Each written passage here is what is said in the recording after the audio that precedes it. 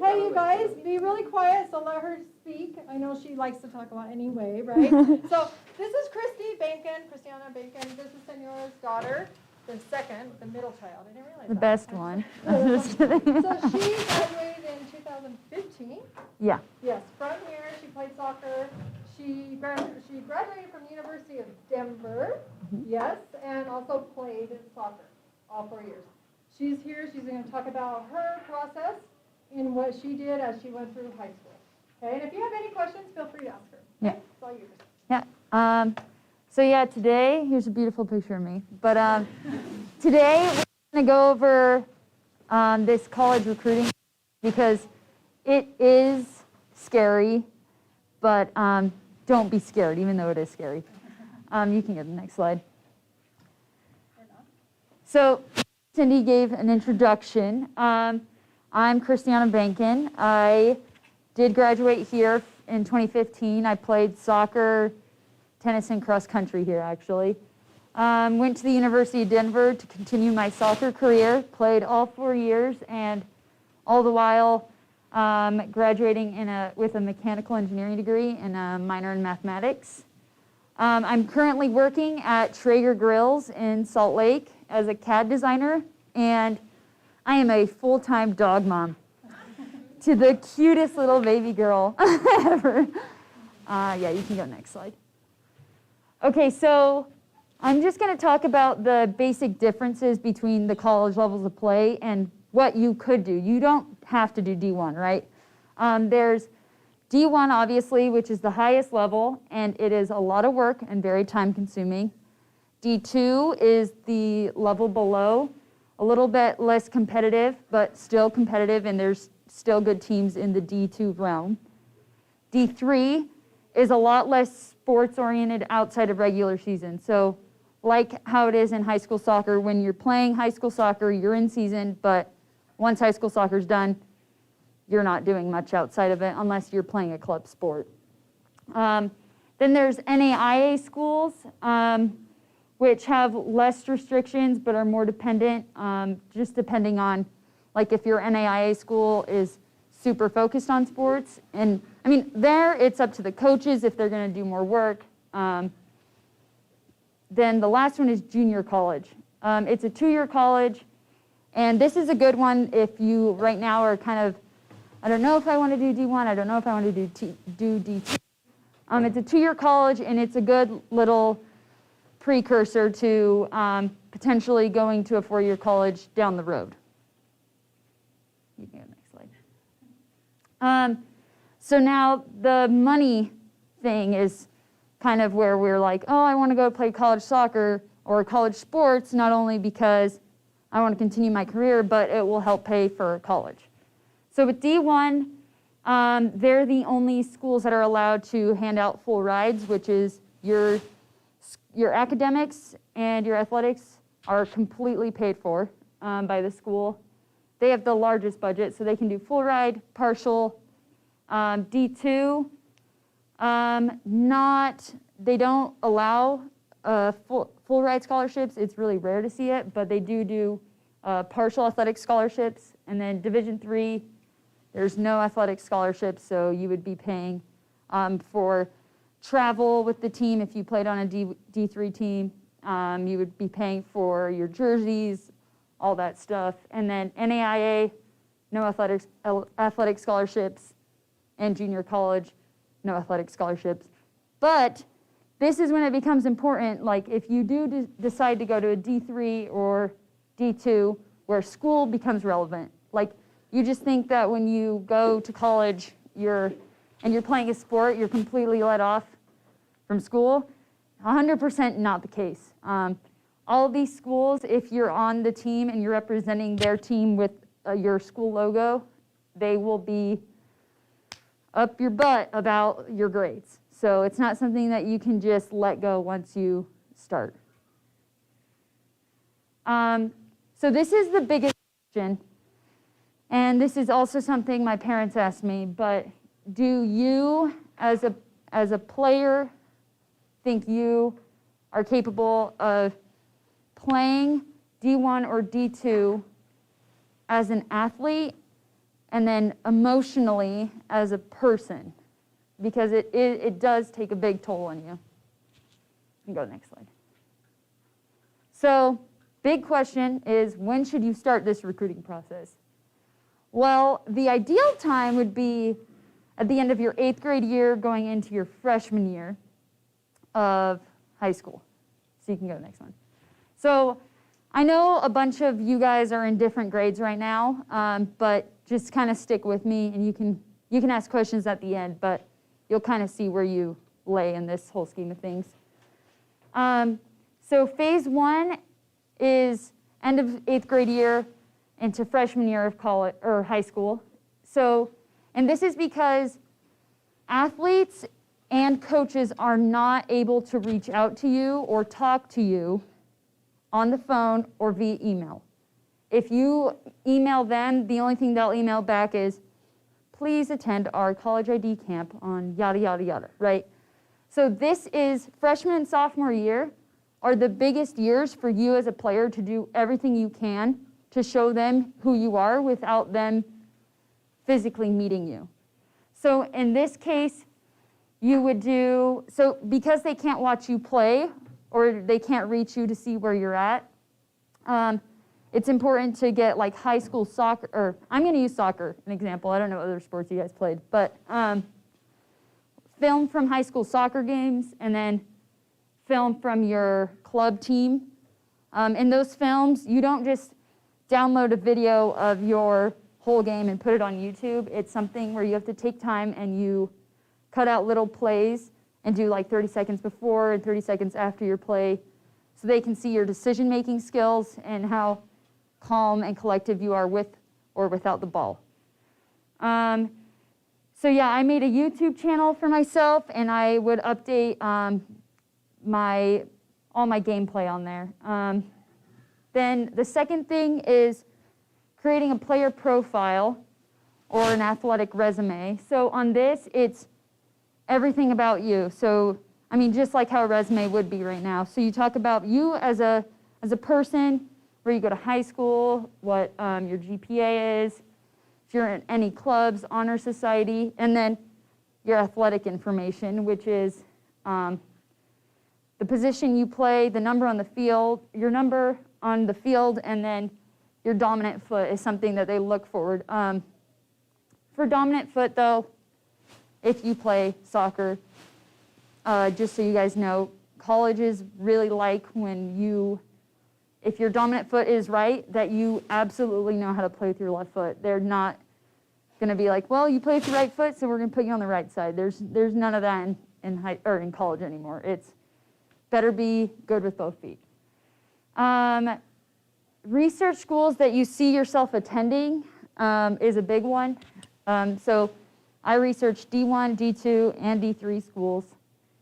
And then another thing with this, though, I didn't just research them for the sports side. I made sure that they had the major that I was looking into. So there's a school in Washington that I was looking forward to going to, but they didn't have any ranks. I had to back off, because even though soccer was my life, outside of soccer, once your 4 years is done, unless you go pro, but once your 4 years is done, you are now complete school mode. Like you are what you studied in college. And then you can email the coaches your player profile and then a brief sentence about your interest saying, hey, I watched your guys' game versus UCLA, love your style of play, here's my player profile, and then you can attach like a schedule of your tournaments or showcases and say like, I am 4 and I will be playing at this time, blah, blah, blah. So it's just something that you can tell them about you. They won't, a lot of them won't reply, a lot of them don't, but it's just good that you're reaching out and getting yourself out there. Yeah, next slide. So sophomore year, like I said, it's not until after June 15th after your sophomore year, so going into your junior year. So that's why these two, freshman and sophomore year, are the most critical, because then it comes down to crunch time, right? So sophomore year, I continued phase 1 with the emails, the invites, updating my profile as the years went on, updated the highlight videos, But then sophomore year is where you attend college ID camps. And so what college ID camps are you go to their school and they put you in different groups, your position, and you do drills to see how you fit in like a defensive side, and they'll do a huge scrimmage. This is soccer related, sorry, but they'll see you in the bigger picture. What they're looking at there is how calm and collective you are, because as a sophomore, you're playing up against big seniors and juniors in this at college ID camps. It's all age groups, right? So they're just trying to see how you work and how calm you can be under intense situations. And it's a good place for coaches to see you play without them going and talking to you. And again, at college ID camps, you're allowed to go up to the head coach and say hello and your name, but other than that, they can't talk to you about anything. The next would be researching team rosters. Now this is a big one, and this is something that I did not think of until my sister went and played college soccer, but it is important to the schools that you are looking into to research their roster to see how many people in your position that you think you want to play at this college are like sophomores. So say I was going to be going into college and there were 4 freshmen a year. So I was a senior in high school, but there's 4 freshmen currently on that team that are also center back. Then when I get into college, it's me and 4 other people in that same position, right? And your goal is to get game time, right? And you could be miles better than those people, but it's important to be like, oh, there's only 2 other people, and they're junior and senior, so that senior will be gone, and the junior will be a senior, and maybe she'll play her senior year, and I won't my freshman year, but come sophomore year, I'll have a chance, right? Because if they overstack on positions, then it's rare that you find yourself getting playing time. And then possibility of being recruited. They can talk to you your sophomore year. I was talked to my sophomore year, but they would just like, hey, keep coming to college ID camps, but they can't talk anything money, just that they're interested in you. Another thing that I forgot to mention under ID camps is when you go to ID camps, it's important for you to understand the coaching style, because I know I went to a few college ID camps, and I played for a club called La Roca, and that club was very technical, where University of Washington was very physical, and they liked long balls, and it was not my style of play. So it's good at college ID camps to figure out what coaches like, and if it's not something that's suited for you, then you know to check that off your list. You go next one. I have a quick question. Yeah. The team rosters, are those found online on the website? Yeah. On the college? Yeah. So coaches' emails, you can just Google, say you're looking to go to University of Utah and play tennis. You can say University of Utah women's tennis team. Okay. And on that site, it'll be rosters, schedules, stats, and then it will give you the email for the coach, head coach, assistant, all that stuff. Okay, thank you. Yeah. So then junior year, this is your most important year because this is when college coaches are actually looking to recruit. They do recruit their senior, like people's senior years, but at that point to them, it's like they're looking for their next round. So when I was being recruited my junior year, they were already looking for people or in college. So they look 4 years down the line. So that's why freshman and sophomore year of your high school year are super important. But junior year, now they can offer your scholarships. So this is when it like gets serious. Now you are theirs when they offer these scholarships. You can now make phone calls, so you can talk to them, you can email them, and they can actually respond without an automated message. On Also continue phase 1 and 2 because you never know. Also, this is something I did, which my mom made clear that was, even though you say to a coach, like you verbally to them, it's important that if something happens to you in that time or you change your mind, that you have backup options. So when I verbally committed, I was still doing college ID camps and reaching out to other coaches, and that's totally fine. Other college coaches totally understand that it's not against the law. But also junior year, you're allowed to do unofficial visits, which I highly recommend because this is a way for you to the team and understand their culture, their vibe, like if you fit in that group of girls or boys, if their day-to-day is how you would like to see yourself in college. So what an unofficial is you go there, you arrive in the morning. So I flew to Denver in the morning, and I went to breakfast with the girls, the team, and then I went to practice with them. I couldn't play or anything, it's just all watching. I watched them play soccer, and then after, study hall. So I just sat in study hall with the girls while they're doing homework, and then went to the dorm, hung around, and then the next day they had their soccer game. So we arrived 4 hours before the game. There's taping up, all this stuff. So it just kind of shows you like a day in the life type of thing.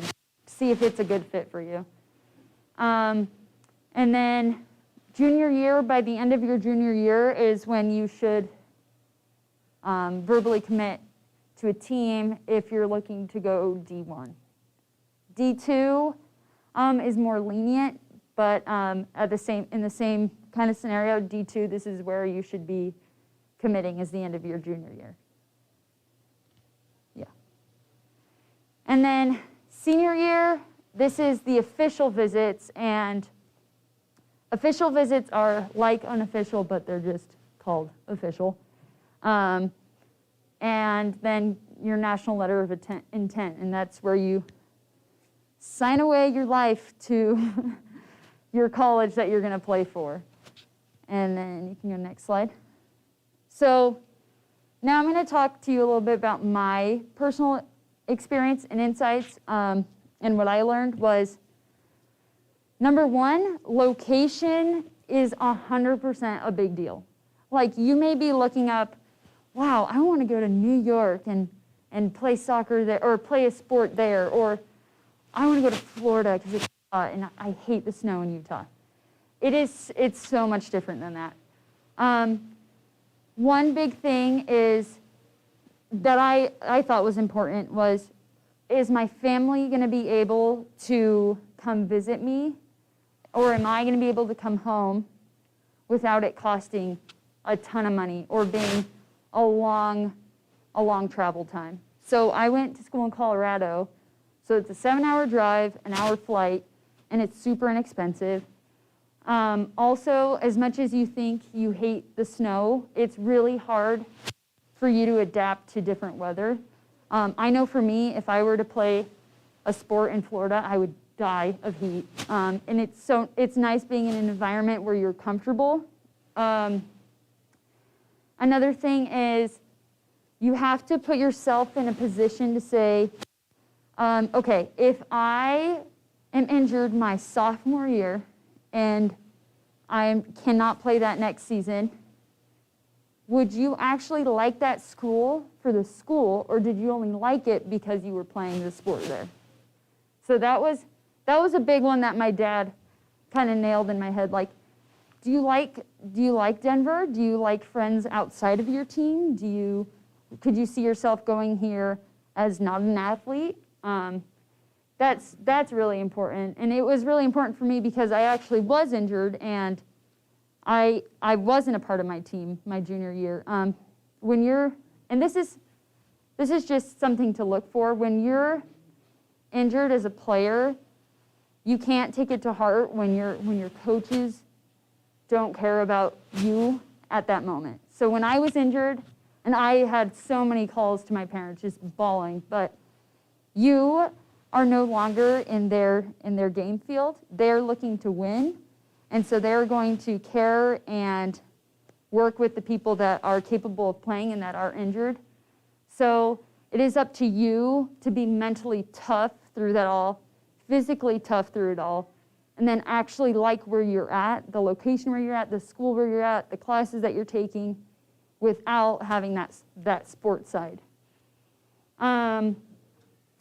Team vibes, I said that because, I mean, it was really important. Like, I'm an outgoing person, but I wanted to make sure that the people I was going to be with understood how outgoing or weird I was. But I wanted to also make sure that there's girls on that team that I could actually get along with. So doing unofficial visits, definitely open your eyes to culture. And then, can your school fulfill your education or academic requirements? I kind of brushed up on this.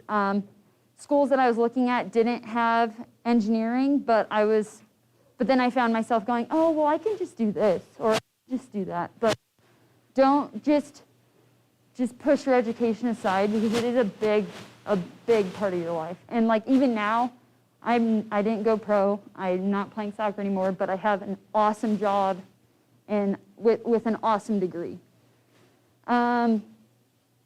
And then style of play, also brushed up on that. I was more of like a technical player and more winning balls out of the air than I was doing, I mean, in high school I did a lot of long balls, but in college, not necessarily a thing. So it was really important to me to find a team that fit kind of how my club team was. It was pretty much the same in the college format. And then to emphasize the full-time job, you eat, sleep, and breathe the sport you play when you are playing Division I. I'm sure it's the same Division II. I'm not really sure on that side, but you, in season, out of season, when you're home for break, you are completely under their radar. You really don't have a break. So it is mentally tough. Right now you think people give out a lot of homework, but it's different when you wake up at 5 a.m. to go play soccer, play your sport, have a little break during the day where you want to take a nap, but you got to do work because you have like that practice later in the day, and then you have to go home at night and still do homework, but have to wake up in the morning at 5 a.m. so you can't go to bed late. So playing a college sport is awesome and super rewarding, and it's really nice feeling like you're a part of something bigger than yourself. But it's also mentally and physically draining. And I'm not trying to like put this down, but you guys need to know what you're getting yourself into when you're playing college sports. It's not as easy as it looks, and also like with the school side of things, even though you think you can just brush your school aside because you're being paid to play a sport there, most schools require you to have at minimum a 3.0 GPA. So they are hoping that you keep up with your school. And another thing is, right now, your parents may, and I'm saying this because my mom and dad were always nagging on me, but in high school, like, your teachers would be like, you didn't turn this in, and like, you didn't do this. But like in college, it is completely up to you now. And like, if you don't turn something in or you sleep in through a test, the professors aren't going to brush it by. But then it also reflects on your school or on your soccer and your gameplay, because your coaches are in contact with your teachers. So if you miss a class or you try to skip out on a class, they know. So it is definitely a full-time job. It was an amazing part of my life, but you have to know like what you're getting yourself into when you do sign into D1 sports. And then questions. So, Christy, academics is absolutely important. One of Yes. the things that I told my kids is, if you're going to get scholarship, I want it to be 90% academic, 10% sport. Yeah. Why? Because if she gets injured, Yeah. she loses her sports scholarship, we are done Yeah. financially. So make sure you get good grades because that will pay for 90%. Yeah, and that's a good point. So that was one thing my parents did tell me is you have to think of your fallback plan, and it sucks to say, but you kind of have to think of the worst situation. So like if I were to be injured and then medically disqualified, most schools don't honor your scholarship once you're medically disqualified. They're like, I'm Not sorry. sports, but your academic, yes. Your academic they'll honor, but if you had say at a full time or a full ride and you got medically disqualified, they would rather use that money for other players than to keep you on the team when you're in a way useless to them, right? I had friends that had partial rides and my team didn't honor the scholarship, but because these girls had gone through so much, the athletic department actually paid for the rest of their scholarship. Was awesome, but it wasn't coming from the soccer team. It was coming from just like the athletic department. But that was a big thing. Like, you got to make sure that you have a fallback plan. So if you were to be injured, that you're not just like, well, I can't go to school now because I can't pay for school because soccer or your sport was paying for your school. So that's why a big my life was, or a big part of my going to college was making sure that I had the education there that I wanted, and it was getting paid for just in case I got injured. And I did get injured, but at least it wasn't like a medically disqualified where I can't play anymore. But I did take a year and a half off, so yeah. I know right now maybe your parents are like drilling this into you, like school, school, school, but really it is school, school, school. Like even in sports, like it's still all about. Yeah. Remind them to how well these schools prepares you. Oh, yeah. Okay? Now, I never forget.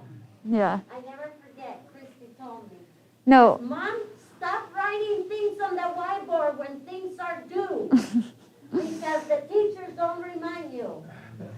But this school, tell them how well they prepare you. No, yeah, I mean, you guys are lucky enough to be attending a private school that really cares about each and every one of you, especially because we are small, so everyone knows you by name. Where in college, it's not like that. But here, I know I took Dr. Serbanowska's math class, and I mean, my major was based around mathematics, but I was miles ahead of my classmates just because of where I was in the school. And it could have just been like simple classes like that you didn't even think you needed, but you're like, oh my gosh, I remember learning that in Mr. Lismer's class. Like, you know, like, I don't know if he still works here. Okay. Great.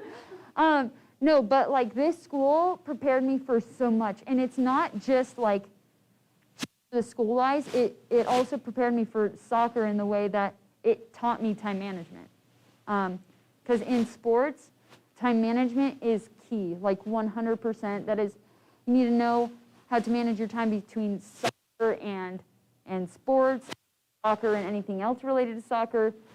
So teachers here treat you as adults, right? They like, you turn in that late, sorry, you know, and that's how it is in college. Like, you are now an adult, and you will be treated like an adult by your coaches, by your professors, by whoever.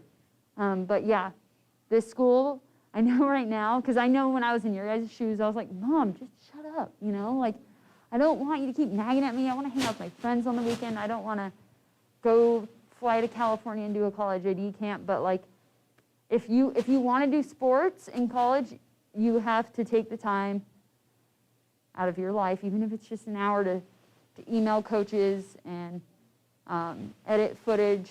But I mean, it's super crucial, and especially right now, you have your parents nagging at you, but you need to take this on yourself. Like, if you really want to play college sports, then you yourself on this. Christy, how many coaches did you email in the beginning? Oh my gosh, probably. So at the beginning, I narrowed it down to location. So I didn't do anything from Colorado to the East Coast. So I kept on this side, but I emailed about 50 plus schools from Washington, almost, I swear, every school in California, Utah, obviously. And I mean, one last thing before you go. I know it's a big deal for you to feel like you want to go out of state to play sports or go to school, but the schools here in Utah are awesome. And I mean, they're high quality. There's D1 school like University of Utah and Utah State and Utah Valley. And also like having in-state tuition is really nice. Where I know like a lot of out of state, it costs a lot more money to just even be there. But yeah, work hard, guys, because this really isn't easy, but like if you really want it, then you will be motivated to do it on your own. So yeah. Yeah. Any questions for us? No? Okay. Thanks, Christy. Yeah. I don't know how to pay this off, but I don't know how to. I know. I think if you click. Oh. I don't know. So how do you like drag it back or whatever you do? Oh. I don't know how to. You want to go to the top and then that little. Oh. Where? Oh, Yeah, this? there. Yeah. An X out of it? Yeah. Oh, wait. Go down. Exit. Yeah, of course. Yeah, of course. Thank you. Thank you. And then